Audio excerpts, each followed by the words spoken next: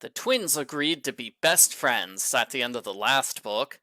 The truce did not last for long. They are back to fighting with each other all the time. Jessica complains that Elizabeth is the ballet class favorite. Madame Andre loves Elizabeth the most. Jessica starts crying when other girls agree Elizabeth will get the solo in their upcoming recital.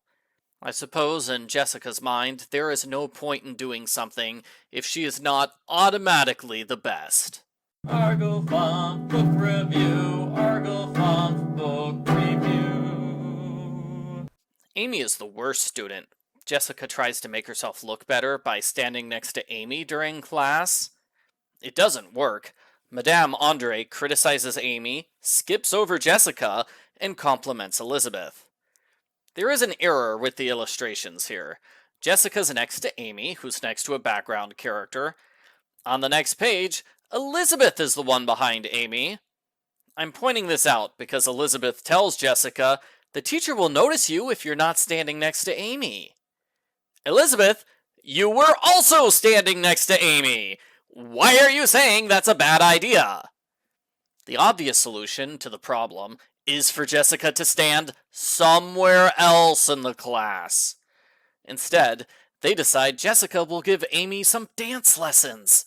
Amy will improve, and Jessica will get all the credit. Yes! Only Jessica decides to hang out with her friends instead. Elizabeth is forced to tutor Amy in Jessica's place. So when Amy improves, the teacher gives Elizabeth all the credit. Jessica's furious. Elizabeth is such a teacher's pet. No, Jessica, this is 100% your fault. You can't ditch your twin, force her to do your job, then complain when she gets praise. If you wanted to do the job, then you should have done it yourself, like you promised. The twins refuse to talk to each other for the rest of the week. On audition day, Mom takes Elizabeth shopping. The audition is unexpectedly moved up 3 hours. Mom calls and asks Jessica to bring Elizabeth's dance bag to the studio, since they don't have enough time to go home and get it themselves. Jessica considers pretending she forgot the bag, but the angel on her shoulder reminds her of how much that would hurt Liz's feelings. Jessica's angel is nowhere to be seen during the auditions. When she lies to the teacher, she says Elizabeth is not coming to auditions because she doesn't care about ballet. As far as lies go, this one is pretty weak and easily disproven. Mom has already talked to the people from the ballet studio. They know she's on the way with Elizabeth.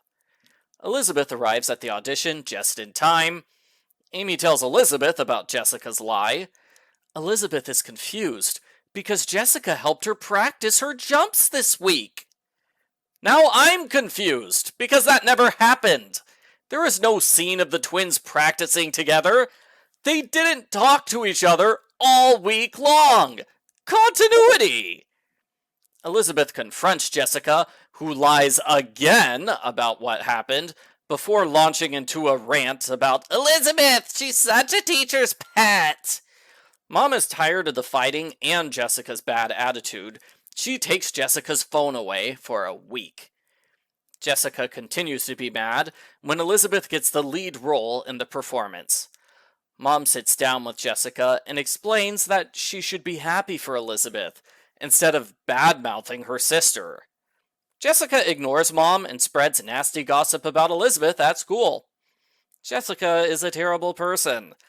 But around this time, the book decides Jessica is a good person. She's the real victim. She deserves to get the happy ending, while Elizabeth is punished for being a no-good, butt-kissing teacher's pet.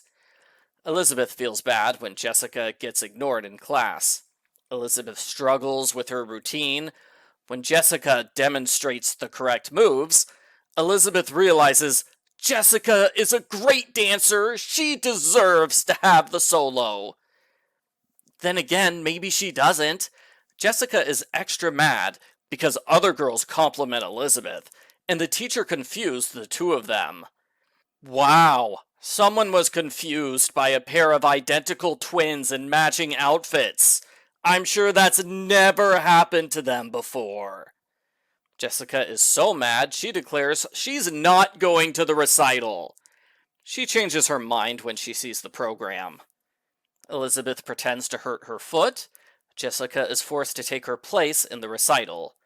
Jessica does so incredibly well that the astonished teacher apologizes for not noticing Jessica's talent earlier.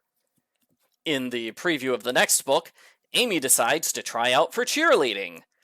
This is followed by a second preview of the next book, where Jessica decides to try out for cheerleading. Jessica's friends are the cheerleading judges, so there is a 0% chance they will pick Amy over Jessica. The end. Post-book follow-up. I didn't like this book much because it has too much of Jessica complaining. She complains before, during, and after class. So those first 2 classes with Amy include 6 scenes of Jessica ranting against Elizabeth. It's not like she has interesting complaints. All she does is repeat the same complaint that Elizabeth is a teacher's pet, over and over.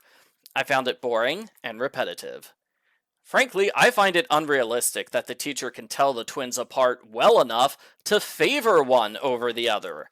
They have identical outfits and hairstyles during ballet classes. I had a hard time telling them apart.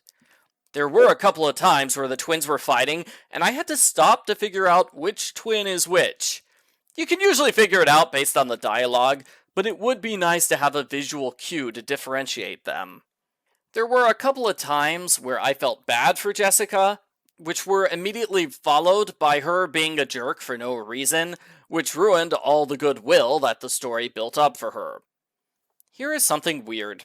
Elizabeth sends Jessica 8 text messages about the auditions. She sends none to her best friend Amy. Why not?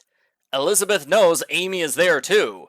If she can't get in contact with Jessica, why not contact Amy? Amy has her own subplot. The doll for the performance goes missing. Amy volunteers to replace it. The end reveals Amy stole the doll in the first place to get out of ballet. I don't think that story worked well, nor did the story of Steven trying out Halloween costumes. Those both felt like filler subplots, which could have been cut. Overall, I disliked this graphic novel as much as I disliked the original book. It's a story where Jessica complains nonstop, even though Elizabeth has done nothing wrong. If Elizabeth did act like a teacher's pet, the story would work much better. Jessica's rude and selfish behavior is unfairly rewarded. Even if Jessica was 100% right about the teacher's pet stuff, she misbehaves so much that she doesn't deserve to take Elizabeth's place in the recital. I give Sweet Valley Twins number 2, Teacher's Pet, a 2 out of 10.